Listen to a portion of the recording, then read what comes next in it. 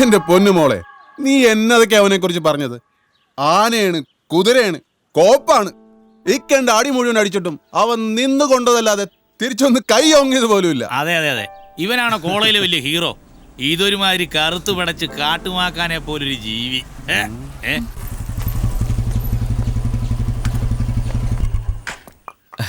നമസ്കാരം.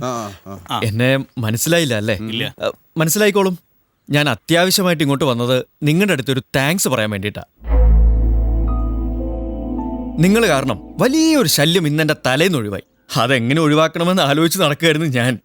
ആള് മാറിക്കിട്ടിയ തല്ലാണെങ്കിലും അതും മേടിച്ച് കക്ഷി ഉടനെ തന്നെ സ്ഥലം കാലിയാക്കി. പക്ഷെ പോകുന്നതിന് മുമ്പ് അയാളോട് കാര്യങ്ങൾ ചോദിച്ചറിഞ്ഞപ്പോഴാണ് ഈ അടി വന്ന റൂട്ട് എങ്ങനെയാണെന്ന് മനസ്സിലായത്.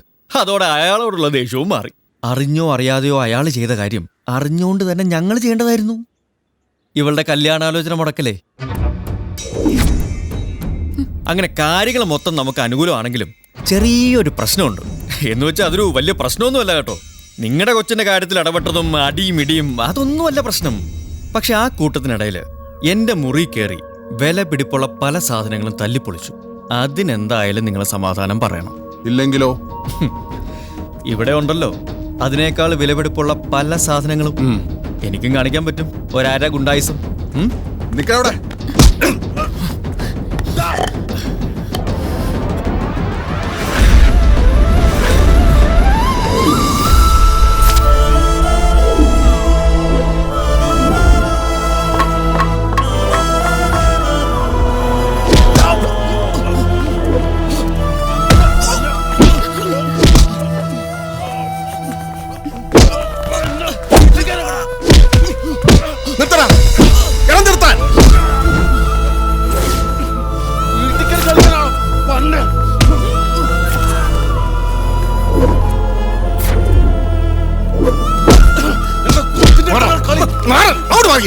നിങ്ങൾ ഇതെന്ത് ഭാവിച്ചാ? ഇവിടുന്ന് തുള്ളിച്ചാടി ഇറങ്ങി പോയപ്പോഴേ ഞാൻ പറഞ്ഞാലേ ഇതൊന്നും വേണ്ടെന്ന്. ഇത്രയൊക്കെ കാട്ടിക്കൂട്ടാൻ മാത്രം ഇവിടെ എന്താ ഉണ്ടായേ? എന്താ നിന്റെ പേര്?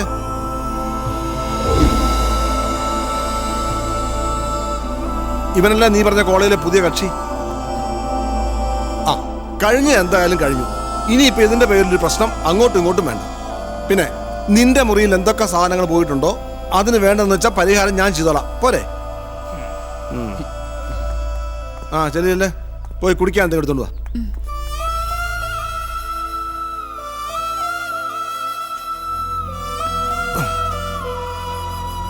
വാ. താനെന്താണ് ഇങ്ങനെ അന്തം വിട്ട് നിൽക്കുന്നേ? ഇരിക്കേ.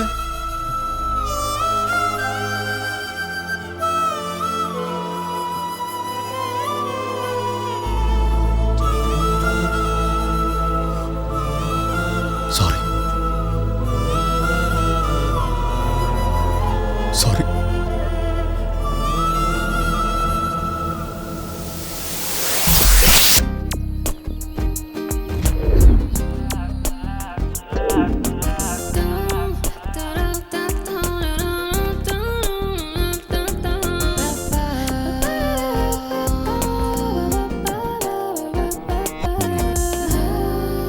ഞാൻ തോൽവി സമ്മതിച്ചിരിക്കുന്നു.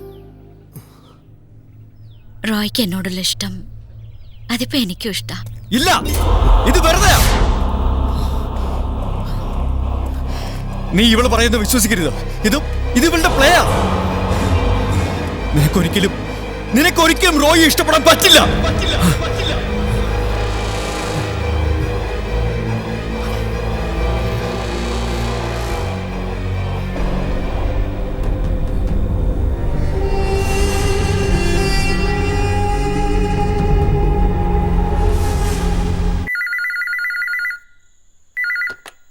ഹലോ, എവിടെ എത്തിയോ?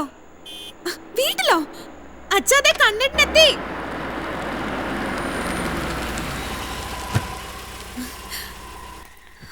എത്തിയോ?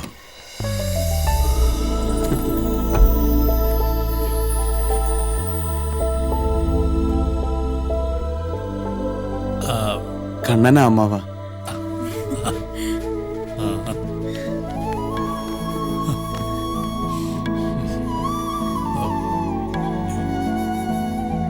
യശോദ വന്നില്ലേ?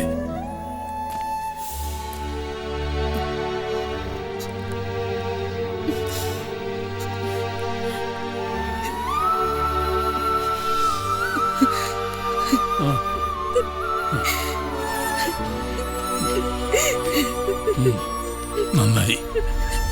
ഒടുവില് നിനക്ക് വരാൻ തോന്നിയല്ലോ. നന്നായി.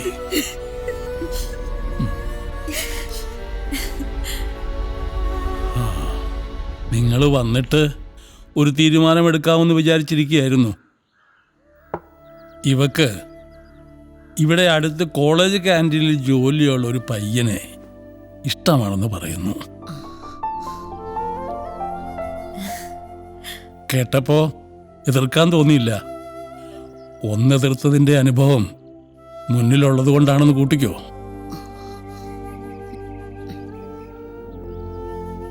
പയ്യൻ ഇവിടെ വല്ലപ്പോഴും വരാറുണ്ട്. കാഴ്ചയിൽ വലിയ തെറ്റില്ല എന്നല്ലാതെ അയാളുടെ ചരിത്രമൊന്നും വലിയ തിട്ടമില്ല.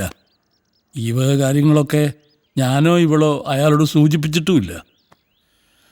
ഇനിയിപ്പോൾ എന്താ വേണ്ടതെന്ന് നിങ്ങൾ തീരുമാനിക്കുക.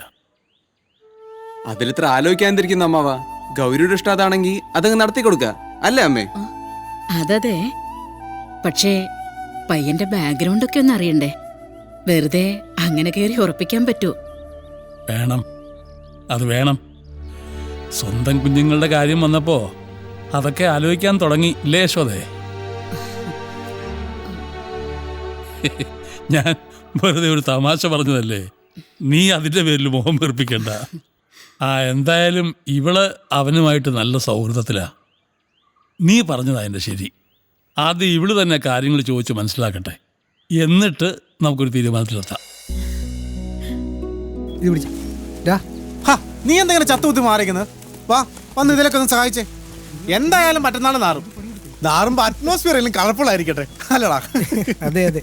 ഹോ, എന്തായിരുന്നു വാലന്റൈൻസ് ഡേ നടത്തിയ പ്രകടനം?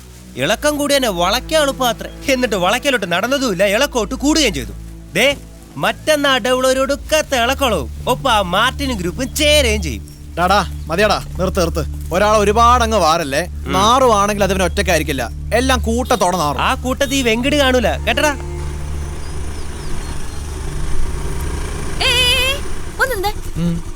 അലങ്കാരങ്ങളൊന്നും അത്രയ്ക്ക് പോരല്ലോ 3D.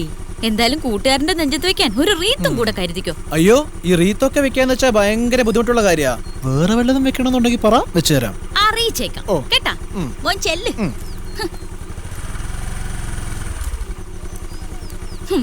അതെ, നിങ്ങൾ മല പോലെ വന്നത് എലി പോലെ പോയെന്ന് പറഞ്ഞ് കേട്ടിട്ടല്ലേ ഉള്ളൂ, കണ്ടിട്ടില്ലല്ലോ. ഇല്ലല്ലേ? എന്നാലേ എനിക്കതൊന്ന് കാണാൻ പറ്റി. ഇന്നലെ ഒരാളെന്റെ വീട്ടിലേക്ക് ഒരു വരവ് വന്നു. വരവെന്നൊക്കെ പറഞ്ഞോ, വാ, എന്നാ ഗംഭീര വരവാ. പക്ഷേ വരവ് മാത്രമേ ഉണ്ടായിരുന്നുള്ളൂ. ക്ലൈമാക്സ് ഉണ്ടല്ലോ, എന്റെ മക്കളെ സകല പ്രതീക്ഷയും കൈവിട്ടുപോയി. ചുമ്മാ നിന്നങ്ങ് കൊള്ളുമല്ലായിരുന്നോ?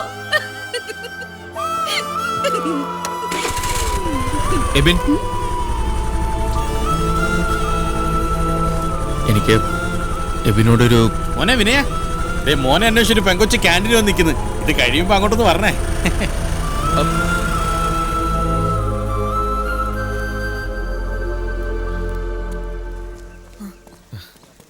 എന്താ ഗൗരി? എനിക്ക് വിനയനോട് അത്യാവശ്യമായിട്ടൊരു കാര്യം സംസാരിക്കാനുണ്ടായിരുന്നു. അപ്പോ കാത്തിരുന്ന് അപ്പച്ചിയും മുറച്ചിറക്കിനും വന്ന സന്തോഷത്തില അല്ലേ? താൻ അനുഭവിക്കുന്ന ഈ സന്തോഷമുണ്ടല്ലോ, അതെനിക്ക് മനസ്സിലാവും. ഞാനും ഇപ്പം ഏതാണ്ട് തൻ്റെ അതേ അവസ്ഥയില. വർഷങ്ങളായി കാണാൻ ആഗ്രഹിച്ചിരുന്ന ഒരാളെ ഞാനും കണ്ടു.